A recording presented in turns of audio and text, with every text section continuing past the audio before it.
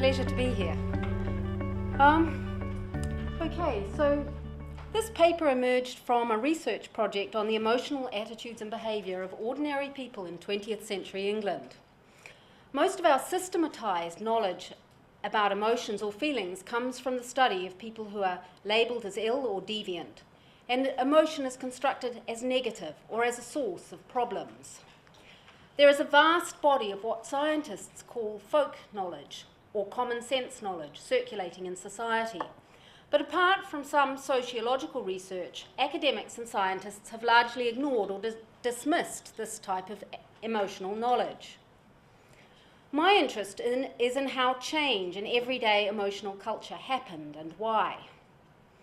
In this paper, I am first going to describe some aspects of everyday emotional culture in mid-20th century England. Then I am going to examine some aspects of the development of the concept of emotion, which largely involves looking at how definitions of the term shift. These two sections of the paper provide the context for the discussion of two scientific concepts, or allegedly scientific concepts, Alexithynia and emotional intelligence, which follow. The final section of the paper considers some aspects of the role of neuroscience and emotion research today. And I will then comment and raise some questions concerning the new definitions of emotion that are emerging. I've given this paper because once I got here, I became aware of the ways in which people were using emotion in the department.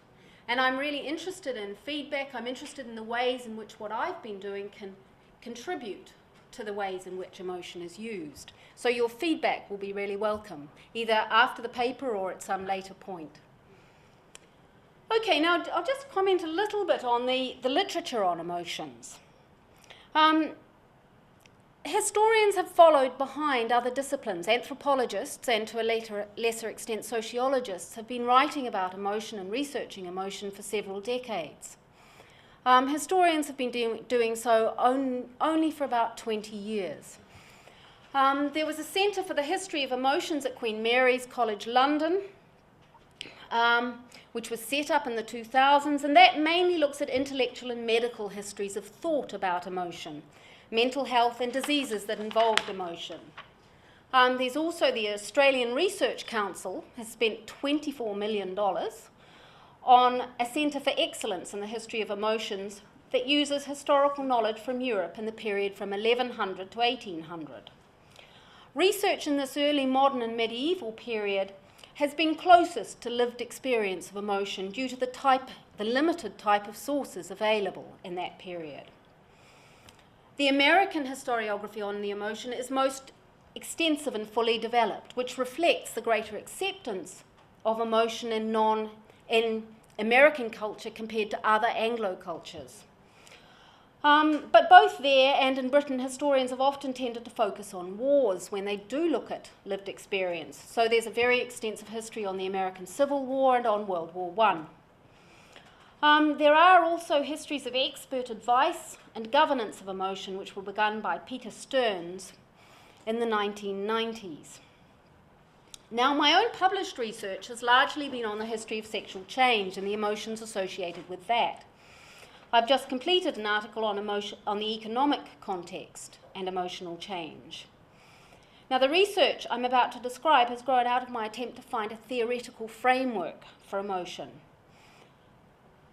Okay, so the relationship between the changing experiential folk accounts of feelings and scientific or philosophical events of constructing accounts of emotion is still difficult to assess because we lack a developed historical account of the lived experience of emotion in different cultures and periods. One of the reasons it's important, however, is because scientific accounts draw in a very direct fashion from current cultural beliefs. There are histories of the sciences and philosophy, and I'm now going to make some comments drawing on some of that. There are continuities in definitions of emotion. The medieval Christian theologians Augustine of Hippo and Thomas Aquinas created a distinction between passions and affections. They sought to guide good Christians so that they might avoid indulging in appetites, lusts, desires, the passions. But know that intense godly affections, such as love and compassion, were righteous and permitted. The historian Thomas Dixon explains that for Aquinas, the passions and affections were movements of two different parts of the soul, namely the sense appetite and the intellectual appetite, or will, respectively. And obviously we can locate those in the body and the mind. This distinction between passions and affections provided the foundations of moral philosophical thought for centuries. And these Christian ideas were adapted and struggled over during the 19th century as a philosophical and scientific research culture began to emerge. In the early 19th century, powerful and self-oriented feelings and emotions were still understood as passions and appetites.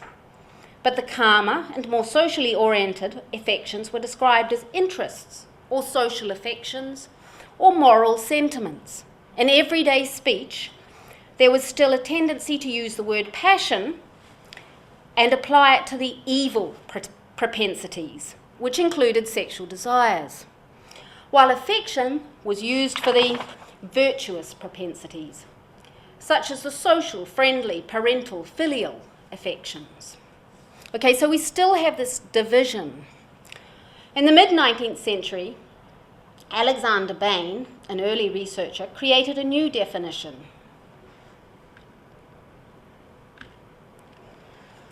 So he said, emotion is the name here used to comprehend all that is understood by feelings, states of feelings, pleasures, pains, passions, sentiments, affections.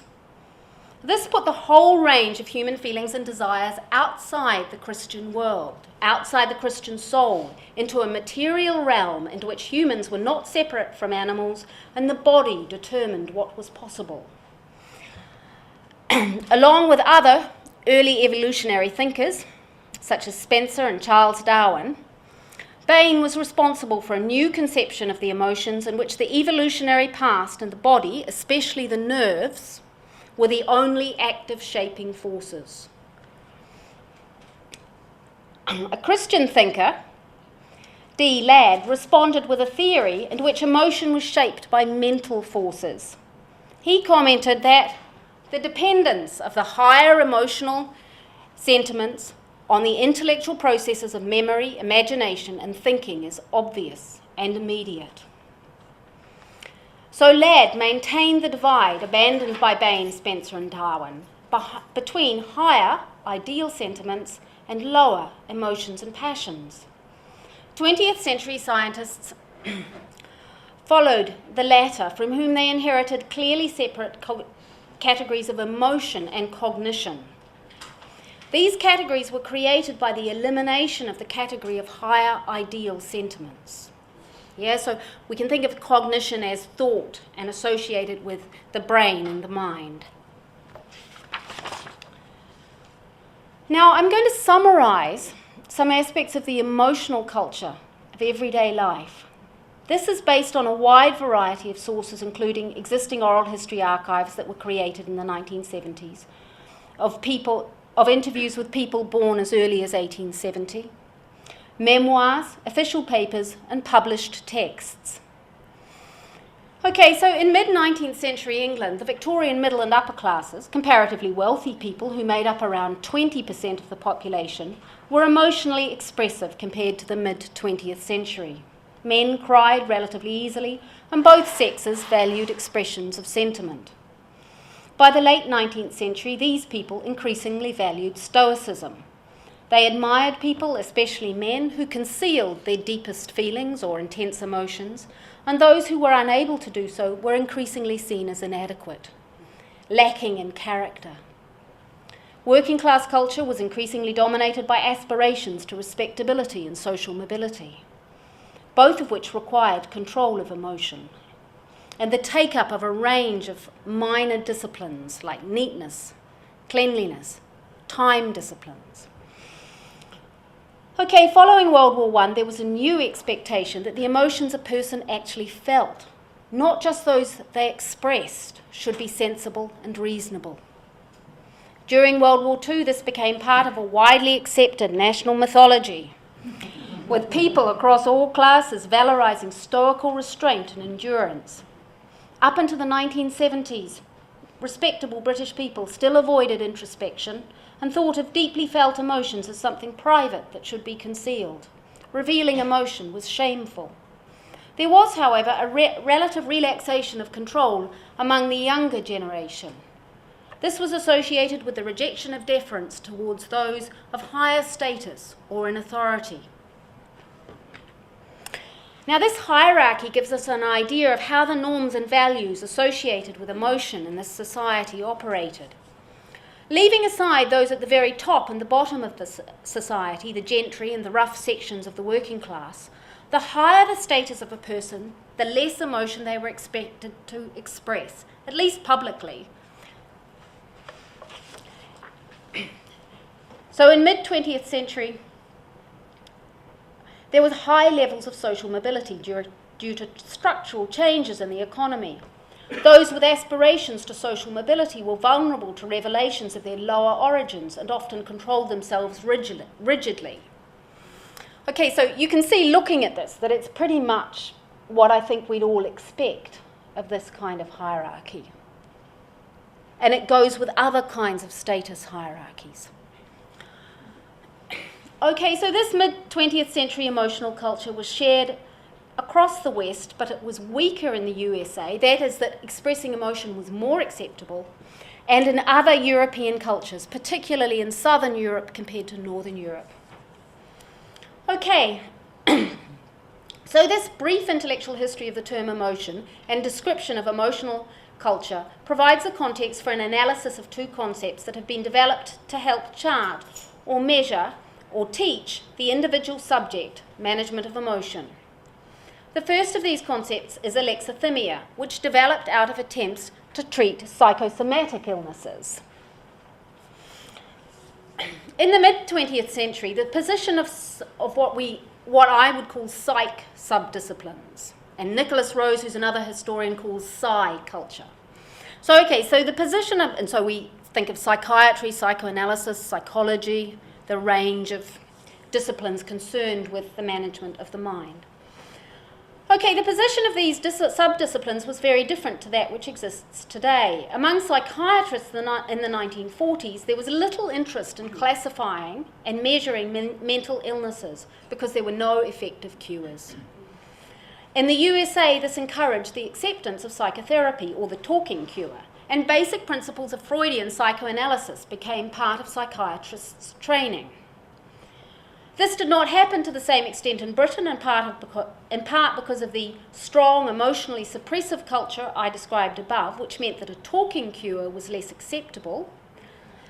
Behaviourists dominated psychological research in both countries. They dismissed subjectivity and self-report as sources of knowledge. So there was a real sense of opposition in the mid-century between psychoanalysis and behaviourism. During the post-war decades, interest in classification grew, encouraged by the serendipitous discovery of several drugs effective on specific forms of mental illness. During this period, and particularly in the USA, a variety of neo-Freudian approaches were being developed. But it was found that patients with psychosomatic illnesses were frequently unresponsive to talking therapies. It had been believed that these patients were repressing intrapsychic conflict, which produced continuing emotional arousal, excessive emotional arousal, and that this had pathogenic effects on the body, hence the psychosomatic illnesses. However, these cures failed very frequently to have any useful effect. Now so this is alexithymia, which is what I'm talking about, the development of that. Okay, so the other practitioners interested in these patients were psychoanalysts, who obviously valued verbal emotional expression in their patients very highly. This was, after all, the talking cure. Karen Horney commented that emotional expressiveness was essential to progress in therapy. She and other mid-20th century analysts described patients who often seemed like positive prospects for therapy, but failed to progress. They didn't seem to have an interior life. They didn't seem to be conscious of their emotions. They bored their analysts, who felt they themselves were doing all the work in the sessions. The analysts' complex, detailed, sensitive descriptions of these patients were essential to the definition of alexithymia.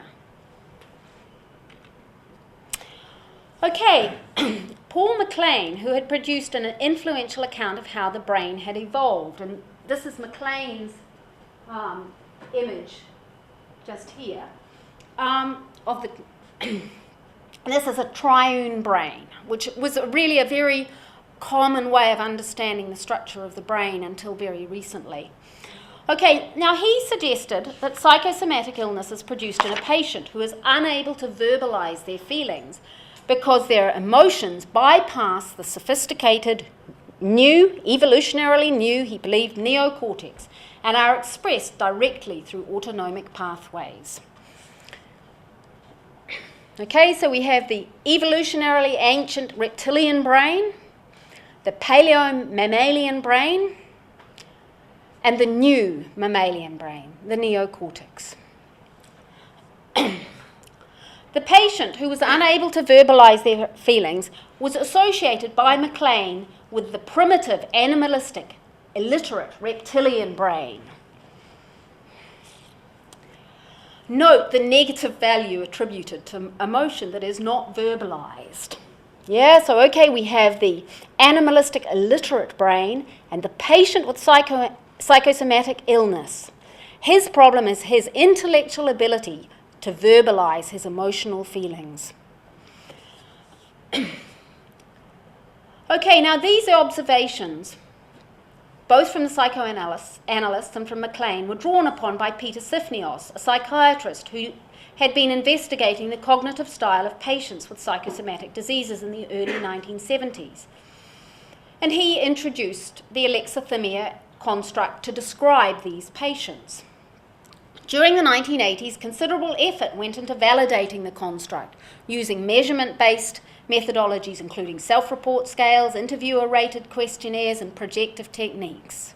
The same kinds of emotional measurements techniques that we find in use today. Okay, strong criticism of the construct also emerged. In 1987, a symposium in the journal Transcultural Psychiatry challenged the concept on the basis that cultural approaches to emotion vary cross-culturally.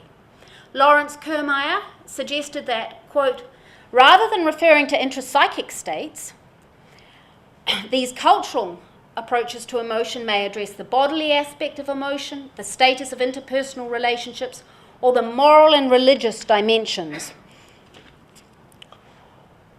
of communal life. Raymond Prince, whose quotes I've given you up here, argued that expressive psychotherapies were, quote, inapplicable not only to psychosomatic patients, but also to lower income American patients in general. And that in most world cultures, it was the therapist who talked, often bolstered by supernatural sources, rather than the patient. It's probable that Prince's claim about lower income or less educated people would also have applied to English working class people. Articulating complex feelings was a culturally specific learned skill, one that was actively discouraged in a culture that valued stoicism. The critic, Lawrence Kermeyer, went on to develop more positive approaches to somatization, that is the expression of emotional feelings as physical illnesses or physical sensations, as well as contributing to the field of transcultural psychiatry.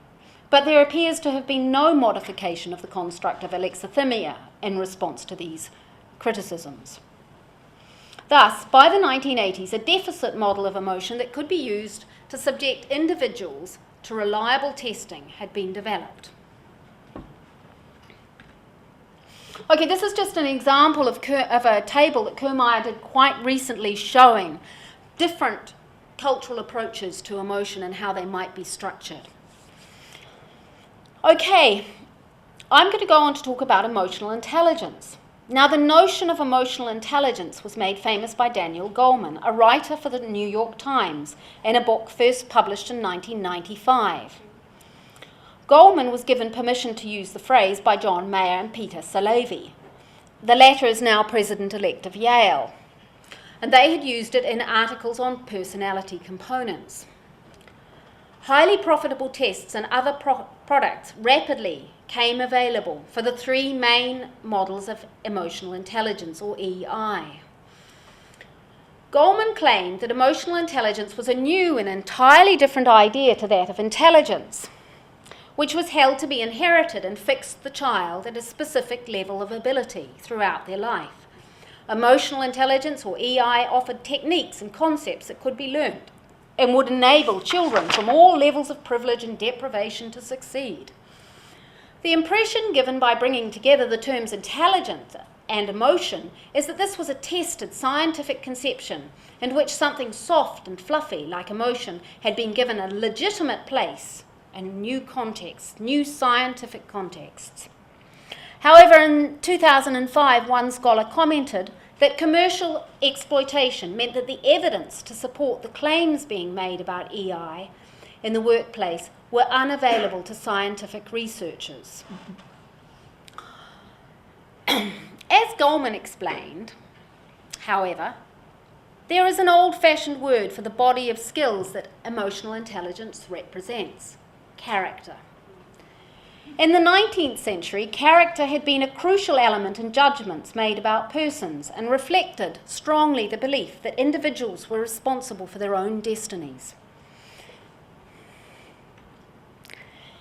In his 1995 introduction, Goleman wrote that, quote, "The last decade has seen a steady drumroll of reports portraying an uptick in emotional ineptitude, desperation and recklessness in our families, our communities, and our collective lives.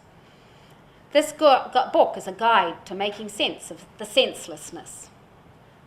Toward the end of this book, he mentioned that unemployment and falling real wages were leading to long working hours, but only in order to explain that this limited parents' capacities to teach their children EI. The transformation that had taken place in political values and economic and social conditions over the preceding 2 decades was not seen by him as relevant to making sense of worsening family circumstances.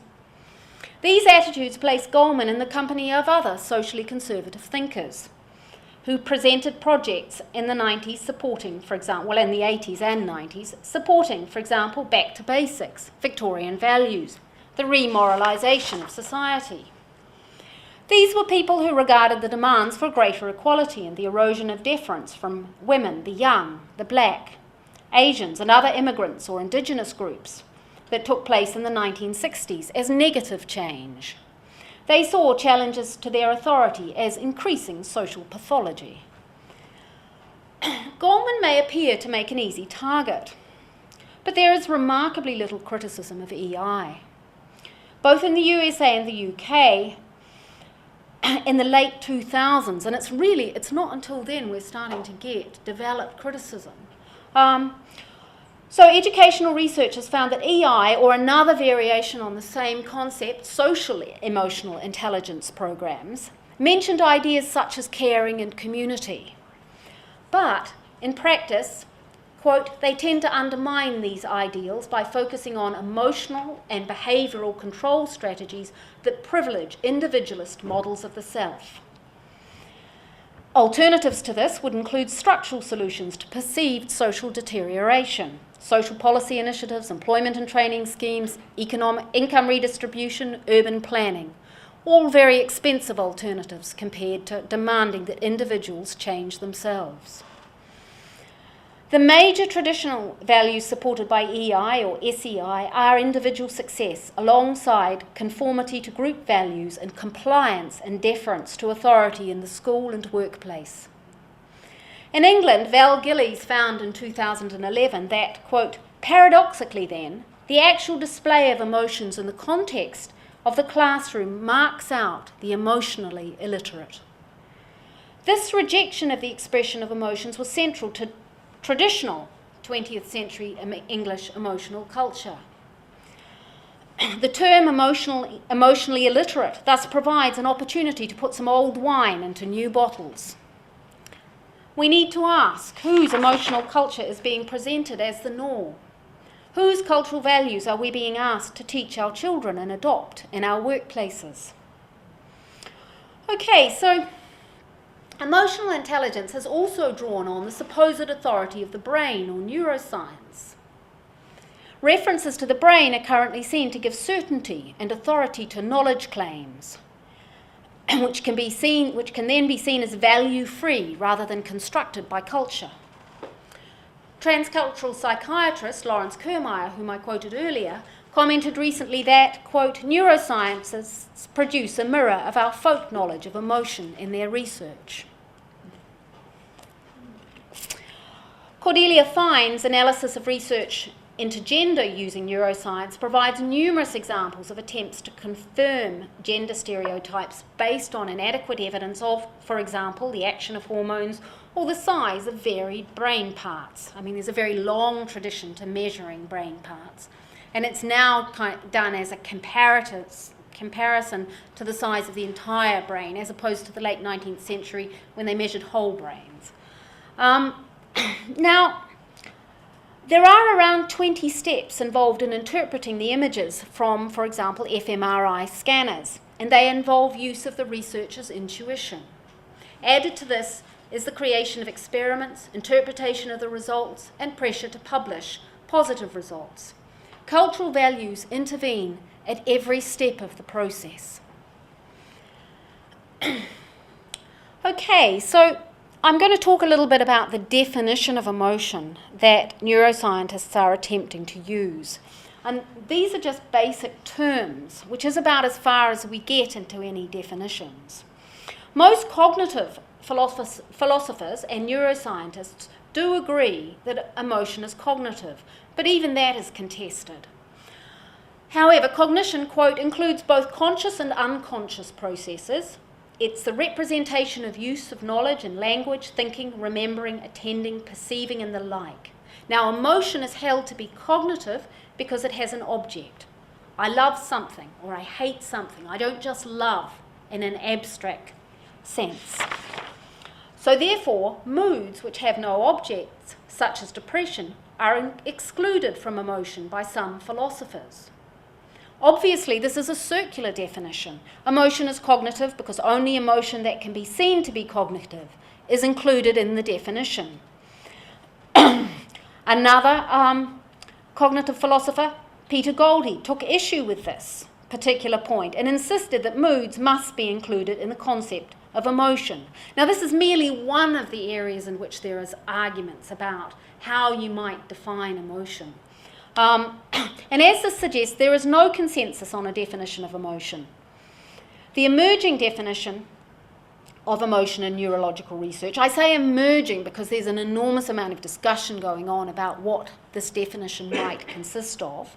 But this emerging definition is that demanded by the research tools available. And we can see that in the rejection of moods, because moods are very difficult to elicit in a laboratory setting.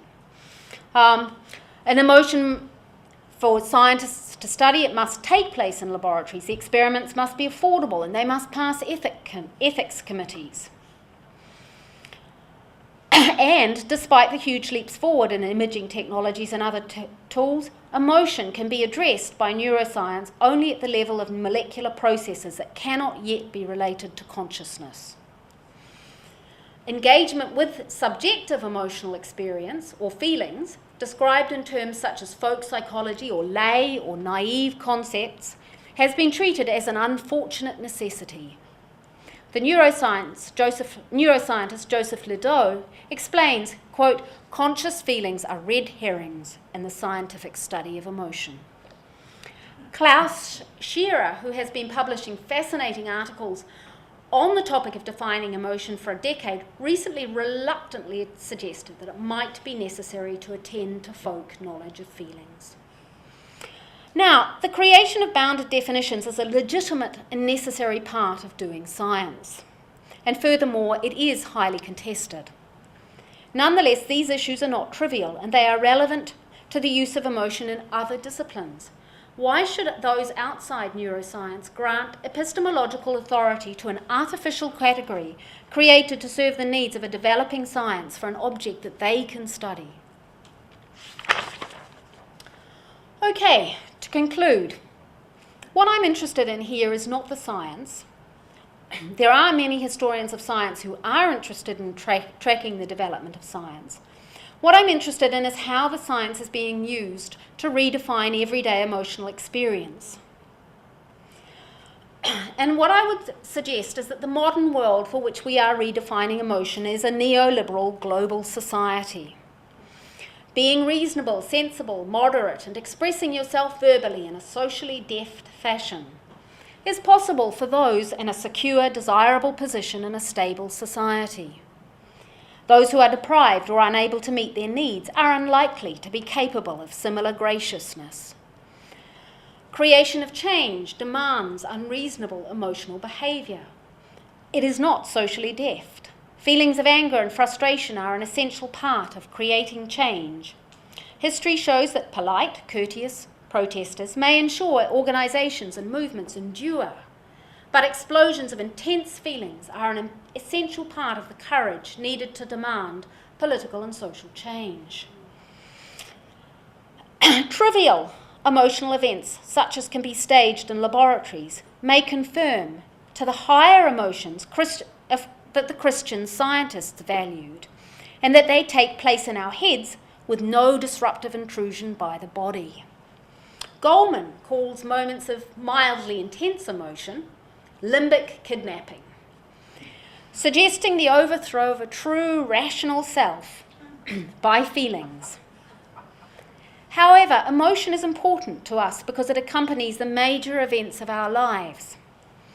There was suggestion that the DSM version 5 will include immoderate grief at the death of a loved one in the category of emotion. We don't yet know, or I don't yet know, if that's happened, and I couldn't find anything that told me. There were many objections to this medicalisation of grief and the implied imposition of norms on such an important and variable experience.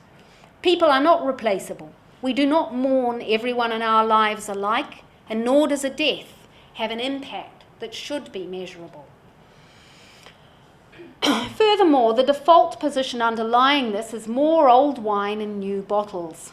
Paul Griffiths, a philosopher of science, argues that the modern category of emotion, which does not work effectively for research, should be divided into two subcategories: the more primitive affect programs and the higher cognitive emotions. This takes us back again to the Christian concept of lower and higher emotions, which was rejected by the atheistical thinkers Bain, Spencer, and Darwin in the late 19th century. Now, this isn't intended as a negative comment as such on Christianity. I'm thinking about Christianity as a background tradition to the understanding of Western culture. And this is an example of the really powerful continuities within that culture when we're looking for definitions, when we're trying to expand. The belief that development, evolution, progress, civilization, maturity all indicate increased control of the mind over the body and the mind over the emotions, therefore, was central to paradigmatic beliefs about emotion in the mid-20th century. It is still dominant, albeit now contested, within cognitive science and philosophy. Those who are more emotionally expressive risk being stigmatized as primitive, as do those who cannot conform to the verbal demands of the new therapeutic culture and may be labelled alexithymic.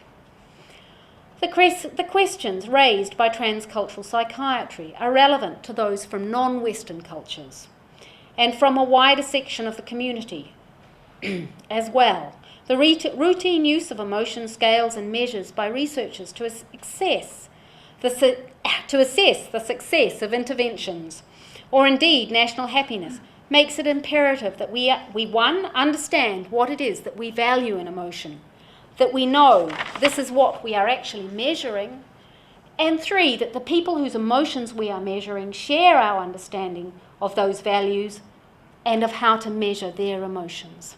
Thank you.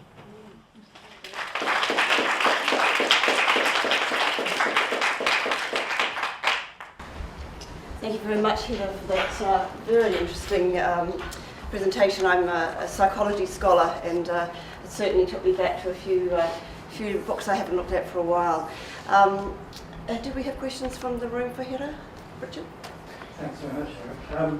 I'm just wondering, you've been describing a lot of sort of intellectual currents which have been sort of anti-emotional, expression of emotion and so on, and with emotional intelligence. I just wondered how that sits with a lot of things in popular culture.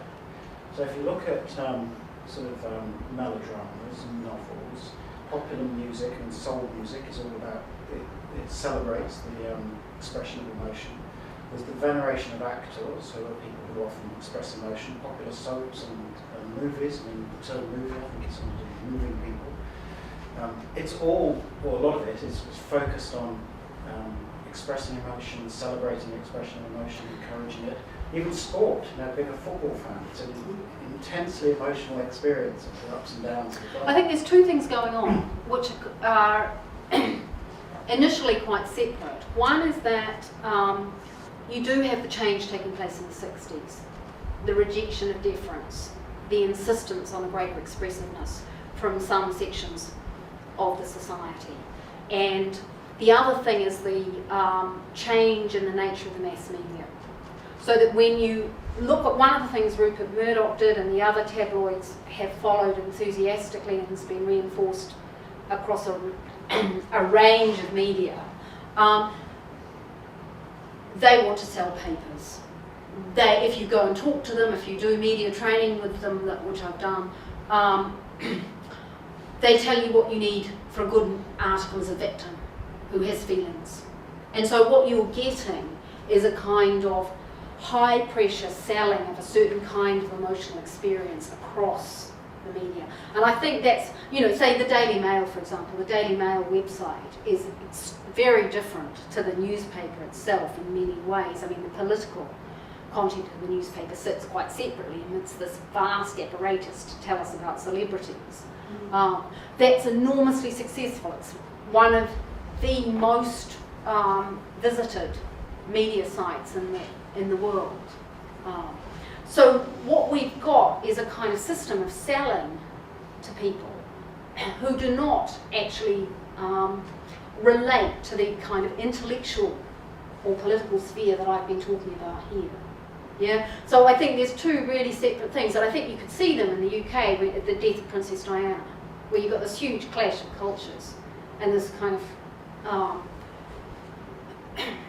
elite rejection of this kind of mass response. And you can see too, I said that I think the other thing is you need to differentiate between intense emotion and what I've called trivial emotion. That you can, that people will respond quite differently in situations where what they're being asked to experience is trivial excitement, as opposed to being asked to reveal their deeper feelings. And I think the change in that willingness to reveal your deeper feelings has been really quite slow in the UK. And it's quite a different culture to the US, which was always much more emotionally expressive. Yeah? Thanks a lot for that. Good to get your views on the use of emotion in public health campaigns. For example, in tobacco control, there's been a shift from sort of information deficit type model, giving people information on risks, to adding in the sort of fear component that you see on cigarette packs with their graphic health warnings. And so I think social scientists are realising, at least in some domains, the power of emotion to have more public health impact. But I know it's still a contested area, but it'd be good to get your views on that use of emotion in public health campaigns. Look, I don't know what I think about it really. I think it's really interesting because I think the long-term impact is of buying into that media culture. On the other hand, it's certainly more effective. I mean, I have the same, I didn't say anything about some of my ambivalence about emotional intelligence. I've talked to people who talk about emotional intelligence in schools as something really useful. And so I think that we're really in a kind of cleft stick. And I think the way forward has to be a valuing of emotional expressiveness and a valuing of the kind of the kind of acknowledgement of emotional needs that you were getting from people like Maslow, and who had that hierarchy of emotional needs, which included self-fulfillment, and a sense of this as a deeper, more complex system of needs, rather than a kind of direct sensationalism, which is what you get. And also, I think there's been an enormous level of cynicism, and I don't think we can construct some kind of positive emotionalism without abandoning that kind of cynicism. Right. Can you talk a bit more about how some of these things might mesh with other concepts like introvert and extrovert in terms of personality? For example, I was remembering reading that in the United States it's almost impossible for an introvert to be elected to public office, as president or something like that.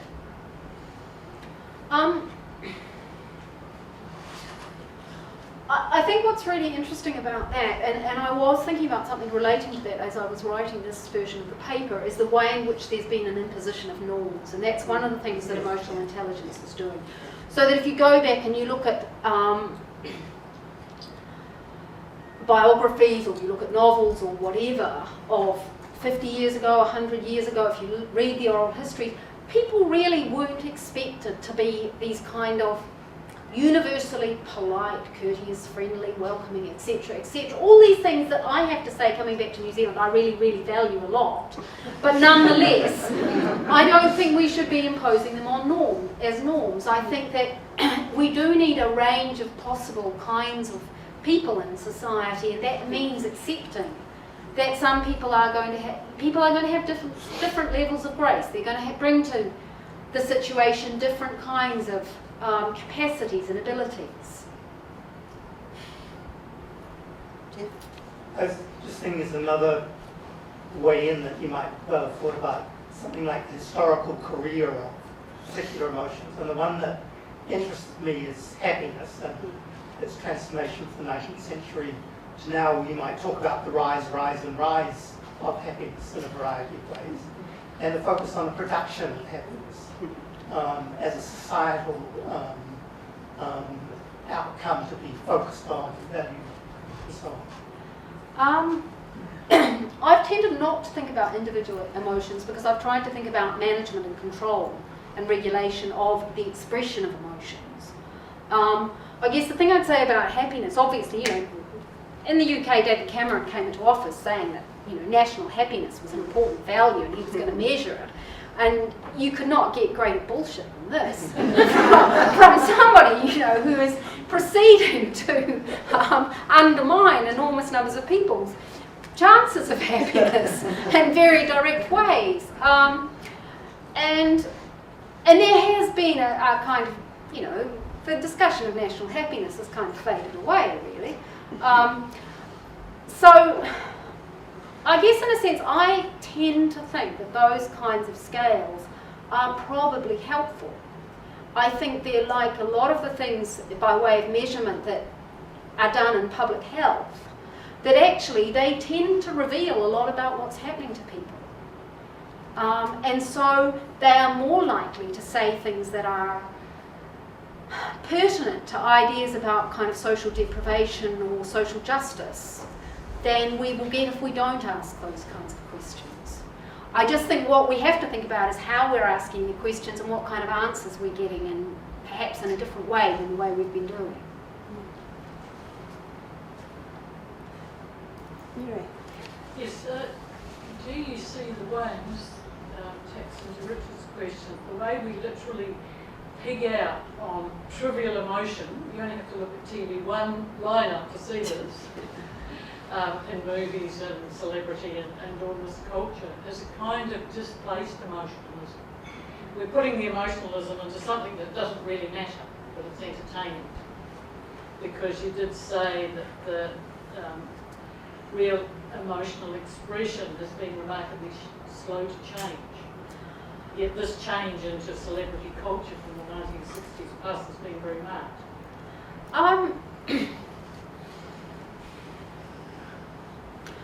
I think there is a question of generational change. So I think if you look at younger people, you find more change. I'm also talking about the UK, which I don't feel I've been here enough in the last 20 years to really comment on what's been happening in New Zealand in any kind of depth. And you get I get a really contradictory sense of New Zealand. Somewhere that is in some ways so much more relaxed than the UK, and in other ways reflects the origins of so many people here in British culture. And I spent 5 years in Australia, and that kind of contradiction was so evident there as well. But in Australia there's been a big influx of Southern Europeans and so on, and there's been more attention paid to Americas, and it was probably a more upfront society to begin with in terms of its origins. So sorry, that was a bit of a diversion just because I've been thinking about New Zealand. Back to the UK, I don't think they're trivial. I don't think that we can say that. I don't think we can talk about how other people view this material and use it without going and asking them about it, without going and asking them, doing research on how that kind of experience relates to the rest of their lives. I think that the kinds of problems one can see very obviously with celebrity culture and the kind of emotionalism that's encouraged is the competitiveness of it, the way in which it sets out to make so many people feel inadequate, the way in which it creates all kinds of elites, and the way in which it presents a constant sense of emotional crisis. So, like the shifts in the soaps, from something that was really kind of rather calm and had a sense of everyday life to something that seems to leap from crisis to crisis. Now, I don't watch a lot of television, so I'm also maybe not the right person to ask about that. Just a couple of thanks, Hera. Just a couple of queries.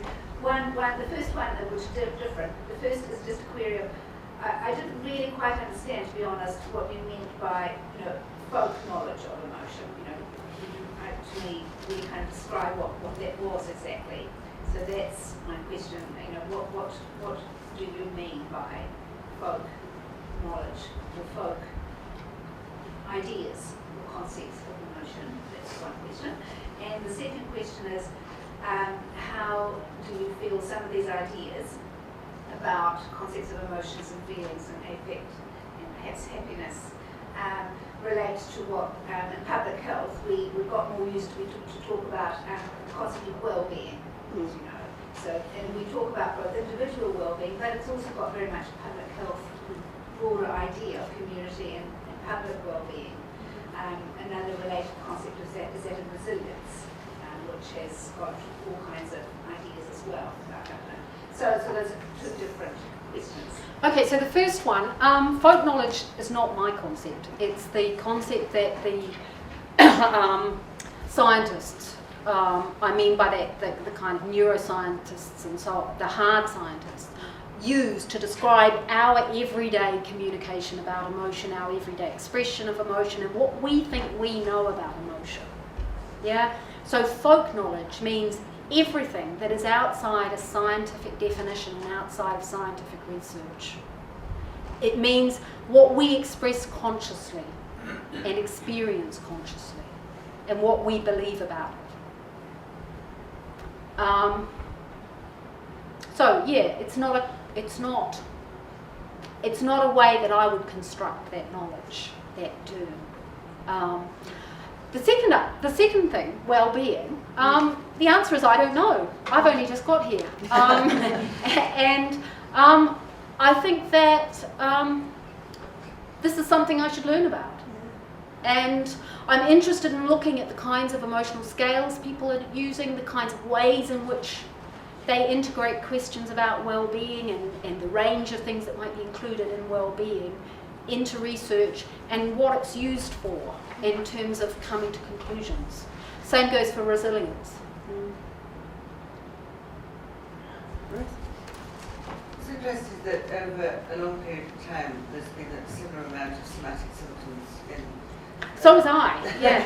Because it seems to me there's been quite a lot of difference in the permission for expression and the repression of emotions broadly. And so,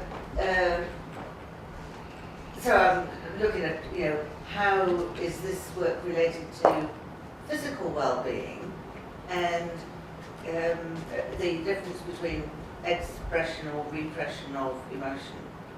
Yeah, if you look at the figures, it has gone down a bit. So the and the range in the earlier estimates is wider.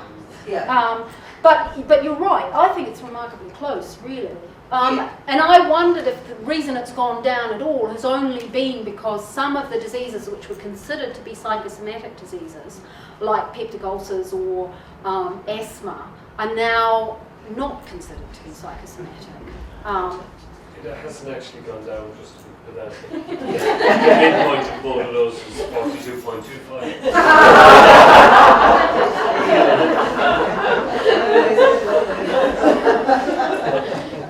But it has. Sorry. Okay. So it's narrowed. It's just narrowed. Yeah. Okay. The All right. midpoint's exactly. Except that what I would say that though that was a range of, the top figure is a range of different estimates, whereas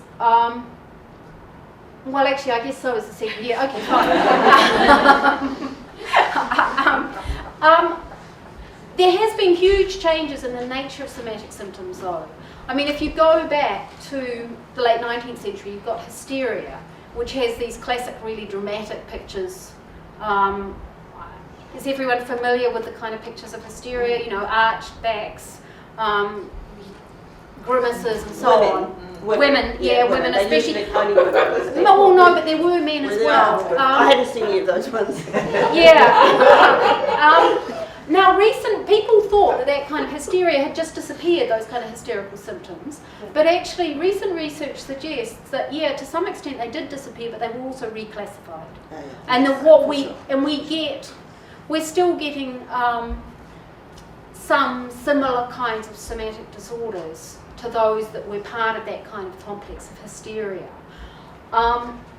And what does seem to happen, there does seem to be some kind of a relationship between, I mean, I don't think they were completely wrong to think that there was some relationship between the capacity to verbalise emotion and the need to somatise. But I don't really have any explanation. I think it's really interesting. I think one of the things that's really interesting is the way in which we insist culturally that emotion doesn't have something to do with the body most of the time, when in fact it seems pretty obvious it does. And coming from researching sexuality, one of the remarkable things is that, of course, that most of our, as I said at the beginning, most of our knowledge of emotion is negative. But in sexuality you have this huge example of this positive embodied emotional experience, which is orgasms.